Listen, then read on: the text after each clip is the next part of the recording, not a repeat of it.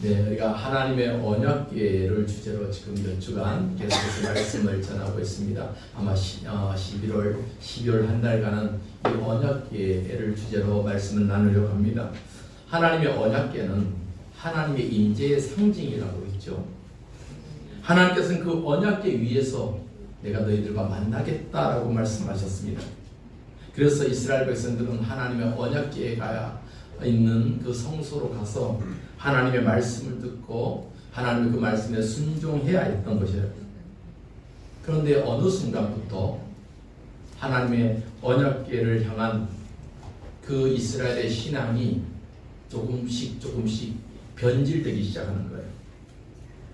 언약궤 위에서 하나님의 말씀을 듣기보다 언약궤 자체를 더 신성하게 생각하는 거예요. 그래서 마치 저 앞에 있는 언약궤가 하나님인 것처럼 착각을 해버리는 신앙의 변질이 생긴 거예요.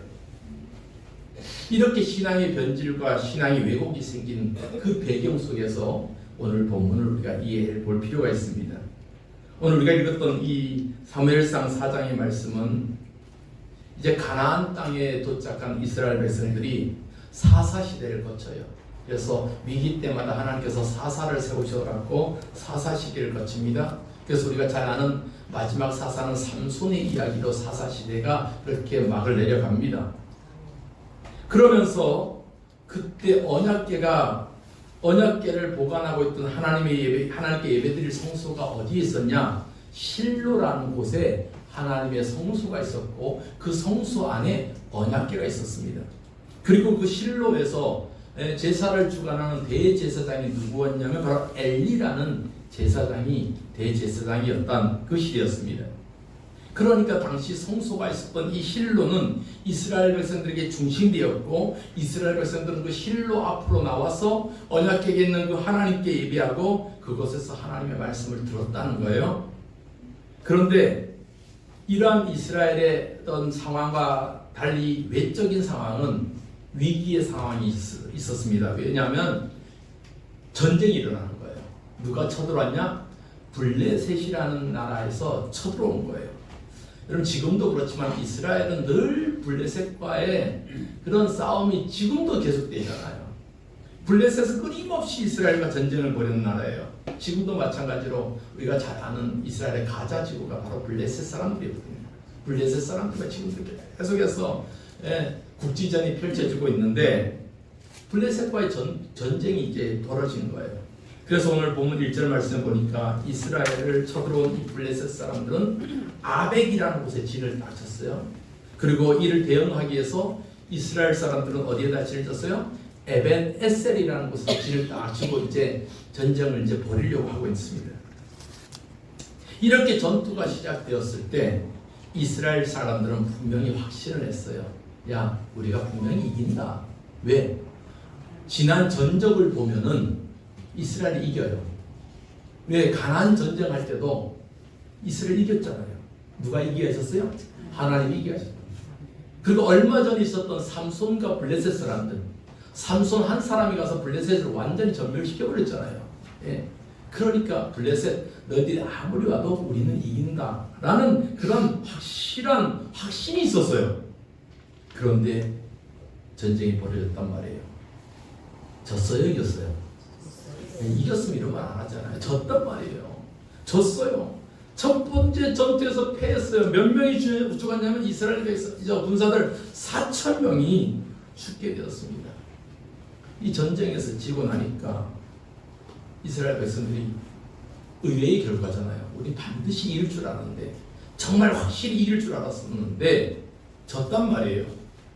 그러면서 그 전쟁의 원인을 어디에 돌리냐면 하나님 우리 왜 지게 했어요?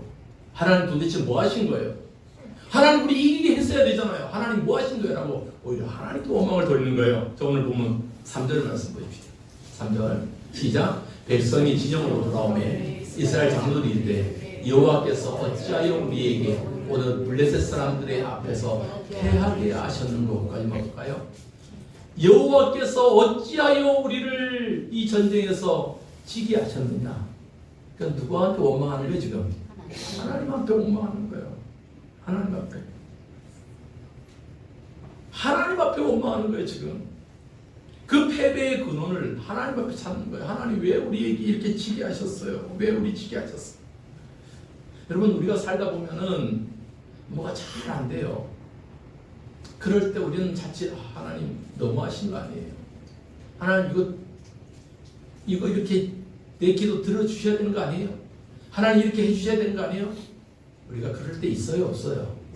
좀 하나님 앞에 섭섭하게 대들 때가 좀 있습니까, 없습니까? 있단 말이야. 그 예수 안 믿는 사람이 대드는 게 아니고 하나님 믿는 사람들이 하나님 앞에 대들어요. 대든단 말이에요. 하나님 왜 우리로 하여금 지게 하셨느냐? 왜 지게 하셨느냐? 여러분, 이것이 당시 이스라엘의 신앙의 상태였어요. 영적인 상태였어요. 그들은 하나님을 믿는다고 하지만 진정 하나님을 신뢰했는가? 정말 하나님을 두려워했는가? 정말 하나님을 진정으로 고백했는가? 그렇지 않았다는 거예요. 이것이 당시의 이스라엘의 영적 상태였습니다.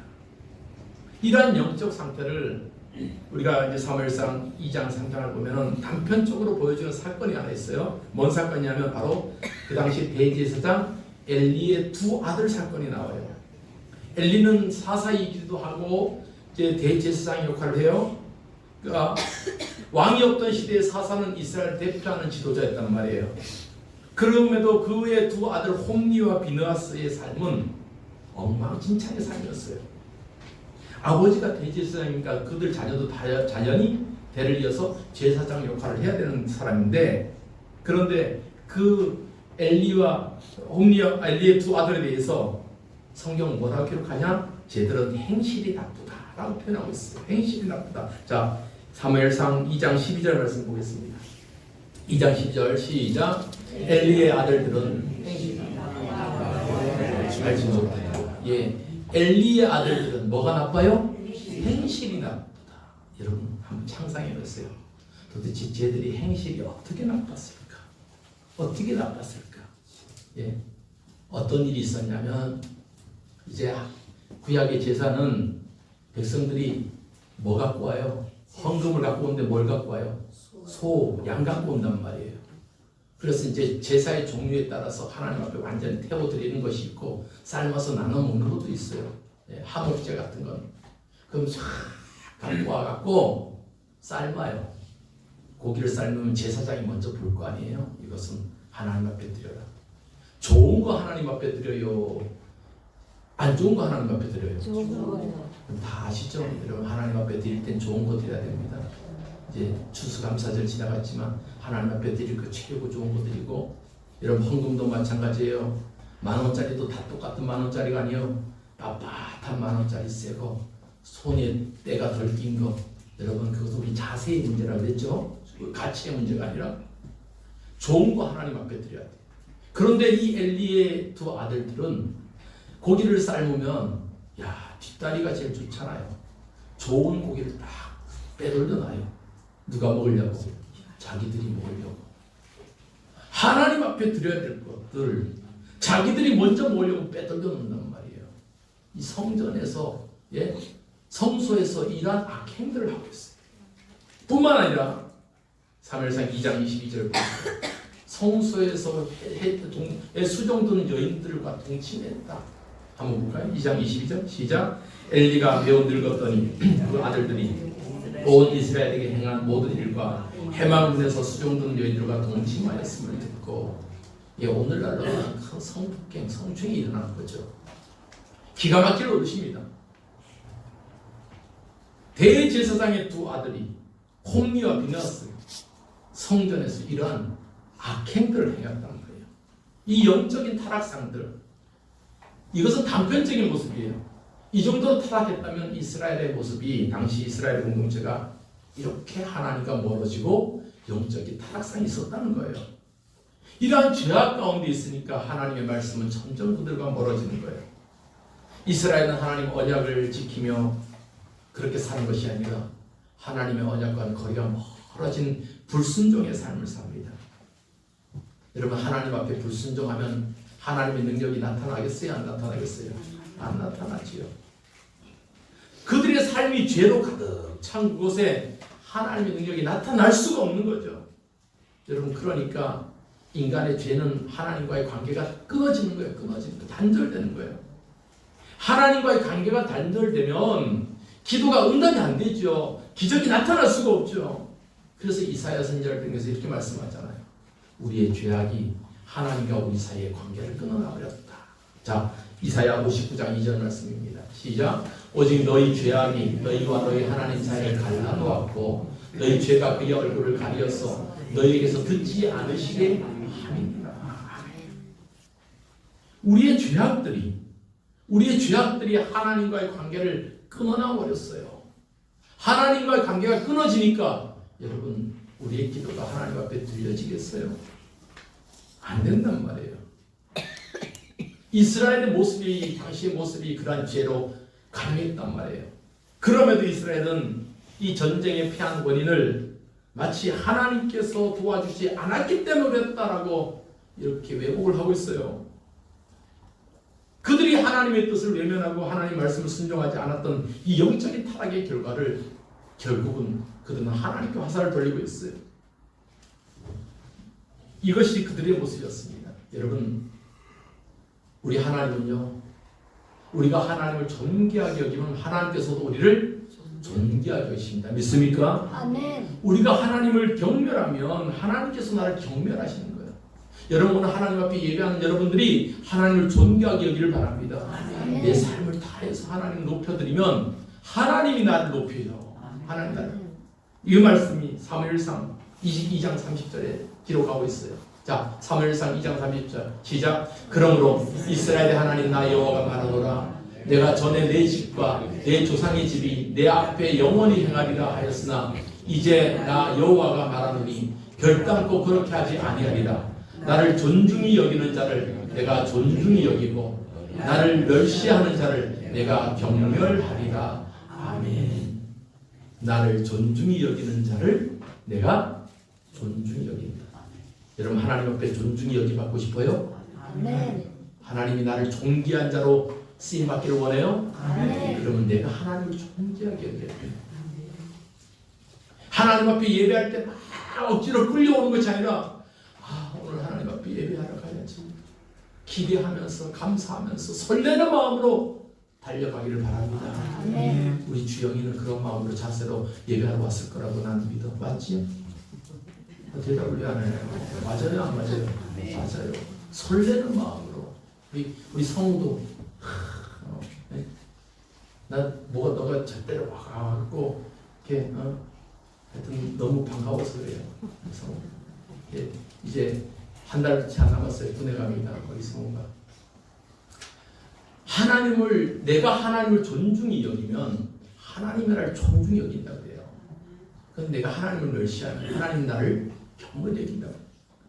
여러분, 우리가 분명히 알아야 될 것은 우리 죄로 인해서 하나님의 관계가 막혀져 버리고 그러면 하나님의 능력이 나타날 수가 없어요. 우리가 성경을 뭐 많이 읽고 많이 쓰고 예배드린다 해도 내 안의 죄악들이 해결받지 못하면 우리의 기도는 막혀요. 그렇기 때문에 우리는 기도해야 됩니다. 하나님, 우리의 죄를 용서하시고 우리의 기도가 하나님 앞에 드려지는 기도요, 우리 예배가 하나님 받으시는 예배가 되는 우리 사명교회가 되게 하여 주옵소서. 우리 예배가 그렇게 되기를 주님의 이름 축복합니다. 이 블레셋과의 전투에서 패했잖아요. 그러고 나니까 이스라엘 백성들이 그 원인을 하나님 앞에 돌린단 말이에요. 자신들의 죄악의 모습을 돌아보기는커녕 오히려 하나님을 원망해요. 그러면서 이스라엘의 장로들이 야, 안 되겠다, 저 실로에 있는 언약궤를 이 전쟁터 한 곳으로 가져오자, 모셔오자 라고 제안을 합니다. 자, 3절 말씀 다시 한번 보겠습니다. 3절 시작. 백성이 진영으로 돌아오매 이스라엘 장로들이 이르되 여호와께서 어찌하여 우리에게 오늘 블레셋 사람들 앞에서 패하게 하셨는고 여호와의 언약궤를 실로에서 우리에게도 가져다가 우리 중에 있게 하여 그것으로 우리를 우리 원수들의 손에서 구원하게 하자 하니. 하나님의 언약궤, 하나님의 인재의 상징이었던 그 하나님의 언약궤를 이곳으로 가져오자.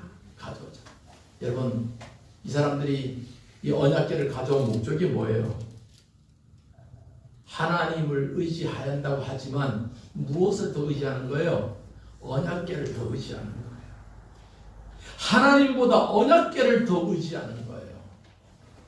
그러니까 언약궤가 우리 가운데 없어서 1차전에 패했다 이 말이에요.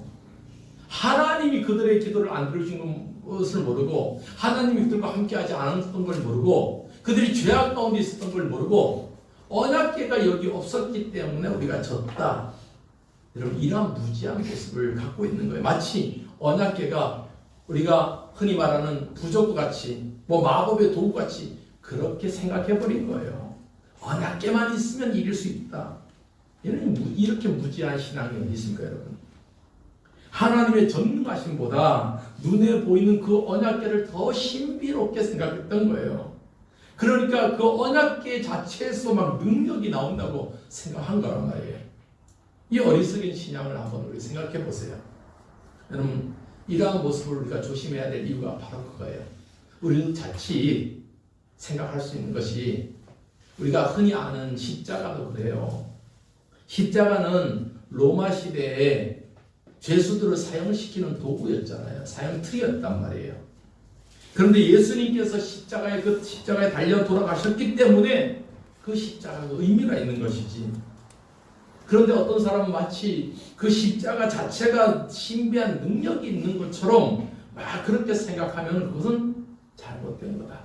옛날에 드라큘라라는 영화를 보니까 막 십자가 탁 이렇게 막 갖다 대면은 드라큘라 막 도망가고 그러네. 여러분, 십자가 자체가 능력 있는 거 아니잖아요. 종교개혁에 했던 이유 중에 하나가 뭐예요? 로마 가톨릭에서 수많은 성인들이나 성물들을 만들어 놓고 그것을 마치 우상 숭배하듯이 하는 그런 성상 숭배가 만연해 버리니까, 그래서 종교개혁가들이 그 우상 숭배했던 것들을, 성상 숭배했던 걸 다 갖다 버린 거예요.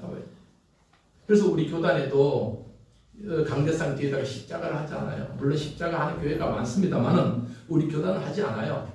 그렇다고 해서 또 십자가가 있는 교회는 이단이 아니고 또 없는 교회는 이단이다, 그렇게 생각할 필요 없어요.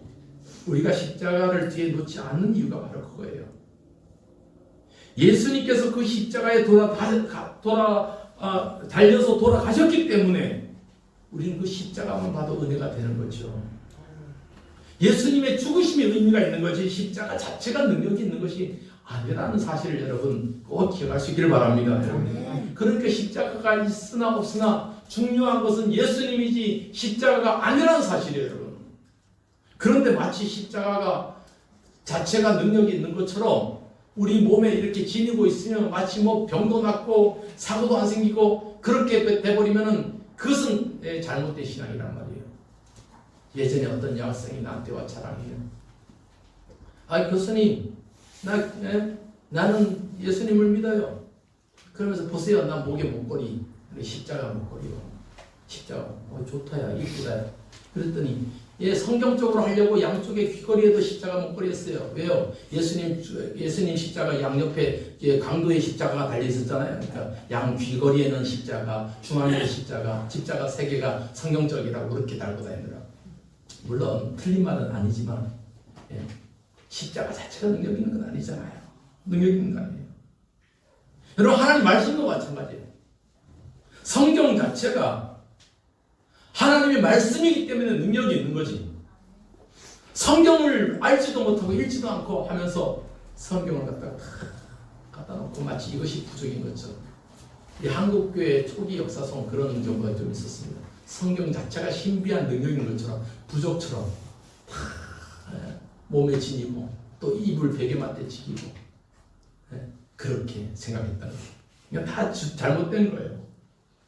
하나님의 능력은 절대로 인간의 주술적인 행위에 의해서 나타나지 않는다는 거예요. 하나님의 능력은 언제 나타나요? 하나님을 절대적으로 믿고 순종할 때 하나님의 역사가 나타나는 믿습니다.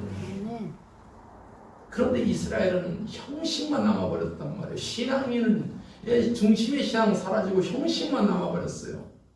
하나님과의 관계는 벌써 흐트러졌는데 하나님의 말씀에 대한 순종은 없이 오직 종교적인 상질문만 의지하고 그것으로 인해서 복 받으려고 했던 그 이스라엘의 잘못된 모습을 오늘 본문은 보고 있어요.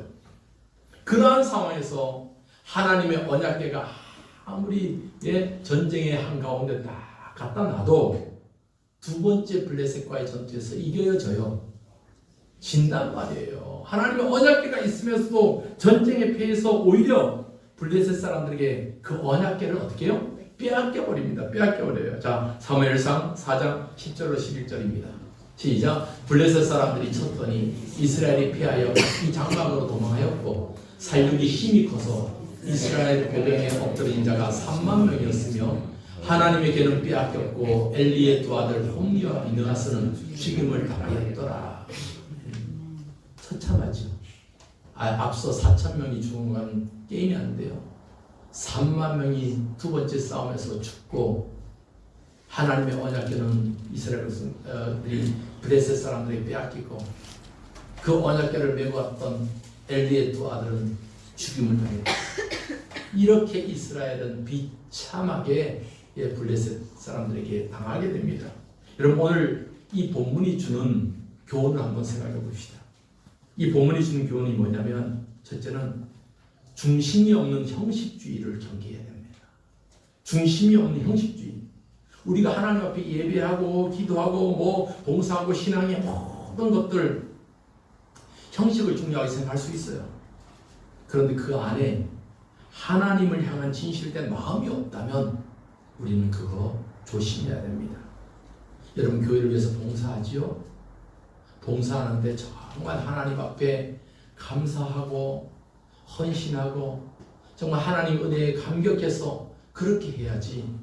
야, 뭐 우리 교회 얘기는 아닙니다. 큰 교회는 내가 봉사 좀 하고 이래야지 내가 이제 안수입자 되고 장로가 되고 내가 이제 이렇게 신분에 상승하는데 좀 봉사해야지 사람들 눈앞에 좀 나서야지. 그래야지 저 사람들한테 봉사 많이 한다는 소문이 좀 들어야지 내가 장로도 되고 그럴 거 아니야.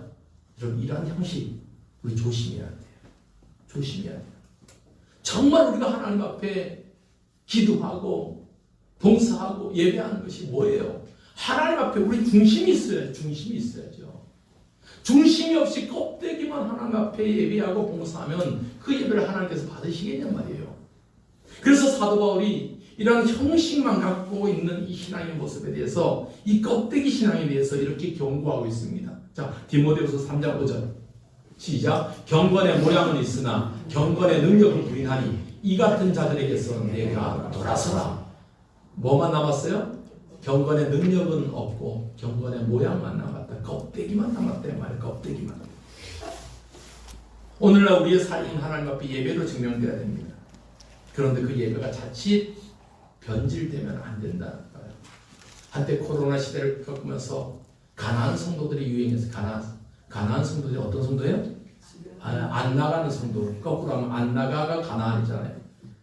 집에 박혀갖고 내 신앙 내가 지키겠다. 이러면 아니에요. 하나님은 모여서 예배하기를 원하십니다. 모이기를 원하십니다. 성경이 말씀하잖아요. 모이기를 피하는 자들처럼 그렇게 하지 말아라. 물론 하나님께서는 뭐 여기만 계시겠어요? 어디든지 계시죠. 하나님이 어디든지 계신 거하고 내 열심은 다른 거예요. 추워도 힘들어도 하나님 옆에 나와서 예배하는 우리의 기도를 우리의 모습을 하나님 보신다는 말이에요. 그 찬바람을 뚫고 새벽마다 오시는 우리 권사님 장로님들의 기도를 보신다는 말이에요. 우리 청년들도 명심하세요. 우리 한평생 살아가는데 주일 한 번 예배 갖고 우리의 신앙을 채워가기는 부족해요. 여러분 하루에 한 끼 먹고 살아갈 수 있어요? 살기는 살겠죠. 배고프겠어요? 안 배고프겠어요? 가온이 하루에 한 끼만 먹고 살겠어요? 주영이 하루에 한 끼만 먹고 살겠어요? 안 돼요. 여러분 우리가 주일날 한 번 예배 드려갖고는 안 돼요. 저는 소망합니다. 우리 성도들이 어떻게 하든지 예배를 하나님 앞에 드리기를 소망합니다. 내가 상황이 되면 형편이 되면 드리는 것이 아니라 내가 상황이 형편이 될 수 있도록 그 예배를 향해서 나오는 여러분 되기를 바랍니다. 여러분 학생들도 마찬가지. 알바한다고 예배를 빼먹지 마세요. 알바가 중요해요. 예배가 중요해요. 100이면 다 예배가 중요하다고 그래요. 돈이 중요해요. 예배가 중요해요. 다 예배가 중요하다고 그래요. 근데 실질적으로 돈 벌러 갔잖아요. 그래요, 안 그래요? 정말 우리 회개해야 돼요, 안 해야 돼요? 회개해야 돼요. 저는 좀 우리 사명교회가 이렇게 세워졌으면 좋겠어요. 조금 돈 못 벌어도 하나님 앞에 예배하기를 열심을 내놓는 성도들 됐으면 좋겠어요. 근데요, 성경은 반증이 있더라고요. 역전이 있더라고요. 내가 하나님 앞에 예배의 삶을 살 때 하나님께서 내 삶을 채워주시더라고요. 채워주시더라는 거예요. 저는 가끔씩 우리 사명교회 전도하면서 우리 사명교회는 다른 교회에 비해서 뭐 자랑할까? 장로님 한번 생각해 보시면 우리 교회는 뭐 자랑할까? 자랑할 것이 있어요? 없어요? 있어요. 아이고야, 믿음이 좋으시네. 뭘 자랑해? 저는 담임 목사로서 우리 사명교회는요, 다른 건 몰라도 예배를 열심히 드리는 교회입니다. 이렇게 얘기해요. 예배 열심히. 그럼 예배 열심히 드리는데 여러분들이 열심을 내서 예배 드려야 될 거 아니에요. 아멘. 주일 뿐만 아니라 여러분 장안홍 와서 새우기도 함께 기도하고 수요일날 또 와서 예배하고 금요일도 와서 함께 기도하고 그래서 이 예배의 자리가 하나님 앞에 채워지는 그러한 은혜가 있기를 바랍니다. 아멘. 우리의 삶이 순간순간 하나님 앞에 매 순간 예배의 자리로서 채워지기를 소망합니다. 그것이 사도 바울이 로마서 12장에 말했던 우리가 드릴 하나님 앞에 드릴 영적 예배를 늘 하나님 앞에 그렇게 쓰임받기를 소망합니다. 또 한 가지는 우리가 오늘 본문을 통해서 교훈받을 것은 하나님과의 인격적인 관계가 회복돼야 돼요. 여러분 신앙의 승리는 어떤 상징물이나 특정 의식을 통해서 나타나지 않는다는 거예요. 오직 하나님과 살아계신 하나님과의 바른 관계가 형성될 때 하나님의 능력이 임하고 하나님이 기적을 베푸신다는 거예요. 그런데 하나님과의 관계가 깨져 있고 어그러져 있고 삐딱해져 있으면 하나님께서 주실 것도 안 준단 말이에요. 주실 것도 안 줘요. 여러분 우리 자녀들 용돈을 언제 줘요? 이쁜지를 할 때 줘요? 꼴보기 싫을 때 줘요? 이쁜지를 할 때. 우리 세이가 이쁜짓 하고 하면은 목사님이 너무 우리 세이 과자라도 하나 더 사줘야지, 장난감이라도 하나 더 사줘야지 그런 마음이 들어요. 그런데 안 가, 밥 안 먹어 그러면은 선물 사주고 싶어요? 안 사주고 싶어요? 안 사주고 싶죠. 그러니까 세이도 대답하네. 말 잘 듣고 그래야지. 짜장면도 사주고 싶고 그러죠. 맞아요. 여러분 우리도 하나님도 우리한테 똑같은 말이에요. 하나님과의 관계가 어그러져 있으면 누구만 손해요? 나만 손해요. 우리 하기원이가 사진 증인이요. 지금은 이제 직장생활하는 거 옛날에 용돈 받았을 때 용돈 받으려면 어떻게 해야 돼? 잘해야 되잖아요. 말 안 듣고 이러면 주고 싶은 것도 안 주고 싶어. 주고 싶은 것도 안 주고 싶어. 그러면 우리 하기원이는 돈은 필요하고 없으니까 예성이한테 가서 1,000원만 빌려줘. 예성아 2,000원만 빌려줘. 예성아 가끔씩 빌려가고 가끔씩은 몰래 훔쳐가고 그랬던 게 뭐였어? 지금은 안 그래요. 예전에 조금만 했을 그럴 때. 그러니까 우리가 하나님 앞에 관계가 잘 형성돼야지 하나님께서 우리를 보신단 말이에요. 여러분 우리가 하나님 앞에 예배할 때도 마찬가지입니다. 하나님 우리 예배 받으세요. 우리가 하나님과 관계가 어그러지지 않고 우리 죄악이 하나님과 관계를 가로막지 않고 그러할 때 하나님께서 우리 기도를 들으시고 하나님 앞에 올려진단 말이에요. 그러니까 본질이 뭐예요? 하나님과 관계예요. 우리가 찬양하고 예배하는 것이 하나님 앞에 올려드리는 하나님을 향한 예배잖아요. 근데 한때 우리 한국교회 열린 예배라고 해서 유행했던 적이 있어요. 물론 좋고 나쁘다를 떠나서 신학적으로 잘못됐다 잘했다를 떠나서 한 가지 좀 아쉬운 점이 뭐냐면 열린 예배라고 해서 뭐 형식이 별로 없어요. 뭐 드라마를 통해서 찬양을 통해서 그냥 그렇게 예배를 드려요. 좋습니다. 그런데 어떤 데 보니까 막 찬양을 막 해요. 막 우리 청년들이 뭐 와서 막 찬양하고 드럼을 막 두들기고 보는데 막 드럼을 두들기는 그 청년은 하나님 앞에 미친 게 아니라 드럼에 미쳐갖고 뭐야 그 헤비 메탈 하듯이 막 하고 기타도 막 하고 막 기타 신이 임한 것 같아. 내가 보니까 하나님이 아니고 기타 신이 임한 것 같아. 도대체 저 친구들은 무엇에 미쳤는가? 우리는 하나님 앞에 중심을 둬야 될 줄 믿습니다. 하나님 앞에. 내가 찬양을 해도 하나님 앞에. 우리 주영이가 베이스 기타 탁 멋지게 칠 때 하나님 내 찬양 받으시고 내 이 악기로 드리는 이 찬양이 마치 다윗이 내 수금을 타듯 그렇게 하나님 앞에 올려드린 찬양 되게 도와달라고. 여러분 본질이 중요한 거잖아요. 막 콘서트 하는 거 아니잖아요. 우리가 하나님 앞에 집중하는 그런 관계가 형성되는 우리 사명교회가 되기를 바랍니다. 마지막 한 가지요. 우리가 하나님 앞에 신앙인으로 살아갈 때 복받는 이유가 뭐예요? 하나님이 우리의 복이 되어야 됩니다. 하나님 우리의 복이 되어야 되는 거예요. 그런데 우리가 자칫 기복주의 신앙으로 흘러가면 안 되는 거예요. 그러니까 뭐 기도만 하면 되고 뭐만 하면 되고 물론 기도해야 되죠. 그런데 그러한 것을 통해서 물질이 생긴다, 축복받는다. 여러분 내가 열심히 해서도 복받지만 그러나 먼저 우리가 생각해 볼 것이 있어요. 내 삶에 하나님을 우선순위로 두느냐.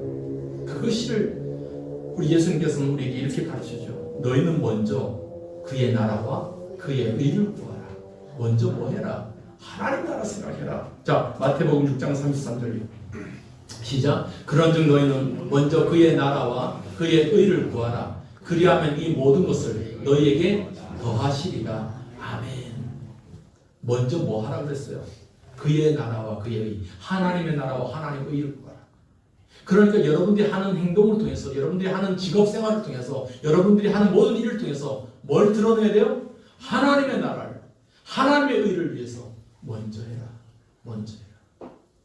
저는 뭐 대학에서 강의한 지가 벌써 10년 이상이 됐네요. 여기 오기 전부터 명지대학교부터 시작해서 안양대학교, 총신대학교, 그리고 도립대학교, 영동대학교. 저 지금까지 한 번도 물론 강의를 하면 강사비가 나오잖아요. 저는 돈 벌기 위해서 그 학교를 간다고 생각해 본 적은 한 번도 없어요. 하나님, 어떻게 하면은 그곳의 학생들 한 사람에게도 복음 전할 수 있을까? 하나님, 어떻게 하면 하나님 앞에 그 아이들에게 복음 전할 수 있을까? 그렇게 해서 지금까지 온 것 같아요. 그래서 이제 성우가 온 거예요. 그래서 이제 후엔리 온 거예요. 어떻게 하면 한 사람 하나님, 내가 이 하나님께 또한 열심히 강의하지만 또 그와 더불어서 열심히 한 사람이라도 더 복음을 듣고 예배 드릴 수 있도록 하나님 나에게 힘 주세요. 능력 주세요. 그렇게 기도하며 왔는데 하나님께서 그렇게 기도하고 왔으니까 지금까지 모든 것을 채워주시다. 우리의 삶이 마찬가지야. 하나님의 뜻을 먼저 구하고 하나님의 나라를 위해서 먼저 쓰임받는 우리 사명교회 성도들 되기를 바랍니다. 오늘 본문에서 이스라엘은 여호와의 언약궤는 있었지만 여호와의 영광은 없었어요. 마치 언약궤만 있으면 모든 것 다 이루어진다는 이 마법 램프같이 그렇게 착각했고 왜곡했던 그들의 신앙, 정작 하나님의 능력은 없고 하나님의 영광은 없었던 것. 그럴 때는 오늘날 우리는 무엇에 초점을 두었을까? 무엇에 집중하고 있는가? 하나님께 집중하는가? 아니면 우리의 눈에 보이는 언약궤에 집중하고 있는가? 물론 여러분 언약궤 중요한 겁니다. 하나님이 인지의 장소의 상징입니다. 그러나 더 중요한 것은 하나님이요.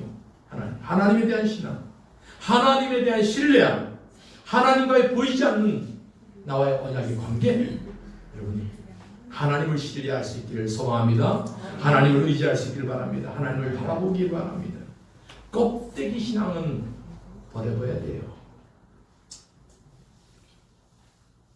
우리는 오늘 전쟁에 패했던 그 이스라엘의 모습처럼 껍데기 신앙으로 하나님 나가는 것이 아니라 정말 하나님을 온전히 붙잡고 내 삶에 승리가 있기를 소망합니다.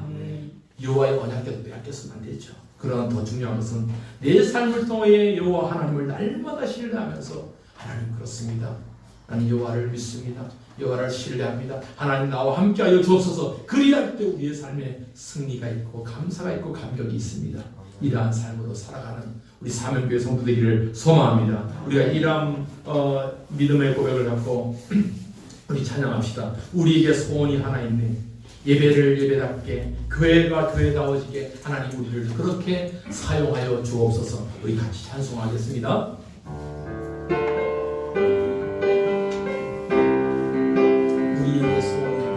우리에게 소원이 하나 있네. 주님 다시 오실 그날, 주님 다시 오실 그날까지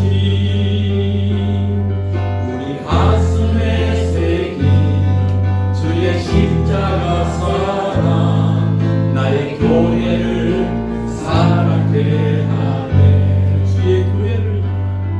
주의 교회를 향한 우리 희생과 고난과 아랑과 고난 우리 걷는 우릴 막을 수 없네. 우리 교회는 이 땅의 희망. 교회를 교회되게 예배되게 우릴 진정한 분의 날 오늘 임하도록 우릴 사용하소서. 교회를 교회에게 예배되게 우릴 사용하소서. 우릴 사용하소서. 진정한 분의 날 오늘 임하도록 우릴 사용하소서. 그렇습니다. 이 시간 오늘 말씀을 가면서 하나님 우리를 사용하여 주옵소서.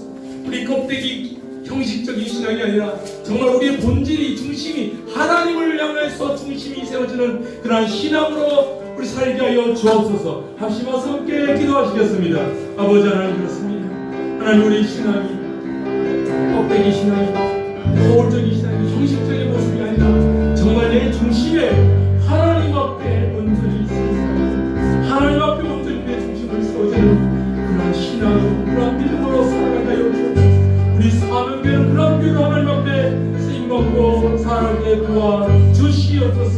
아버지 하나님 우리 주님 앞에 우리 모든 성도들 하나님 앞에 아버지의 껍데기 신앙 정식적인 것이 하나님 앞에 온전한 모습으로 쓰임받는 우리의 신앙이 되게 주님 축복하여 주옵소서. 예수님 하나님 고맙습니다. 감사합니다. 우리의 신앙이 온전히 형식적이고 가식적이고 껍데기 신앙이 아니라 하나님 온전히 주님 앞에 우리의 중심이 인정받고 하나님 온전히 신뢰하며 살아가는 우리의 신앙 되게 하여 주옵소서. 예수님의 이름으로 기도하옵나이다. 아멘.